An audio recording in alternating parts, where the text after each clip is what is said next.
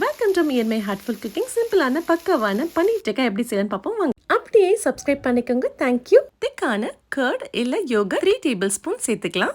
Roasted கடலை மாவு 1 tablespoon சேர்த்துக்கிறேன். Dry masalas red chilli powder, Kashmiri red chilli powder, turmeric, கொத்தமல்லி தூள், ஜீரகத்தூள், கரம் மசாலா, சாட் மசாலா, சால்ட் தேவையான அளவு நம்ம இங்கே சேர்த்துக்கலாம். இதோட கூட கொஞ்சமா ஓமம், கசூரி மேத்தி சேர்த்திருக்கேன். 1 tablespoon ginger garlic paste நம்ம இங்க சேர்த்துக்கலாம். இதோட கூட கொஞ்சமா lemon juice, 1 teaspoon cooking oil சேர்த்துட்டு நல்லா மிக்ஸ் பண்ணிக்கலாம். இந்த மிக்சருக்கு மஸ்டர்ட் ஆயில் சேர்ப்பாங்க, ஆனா நீங்க குக்கிங் ஆயில ரீப்ளேஸ் பண்ணிக்கலாம். கட் பண்ண பன்னீர் கியூப்ஸ் சேர்த்துட்டு சாஃப்டா மிக்ஸ் பண்ணிக்கலாம், அந்த பன்னீர் உடையாம.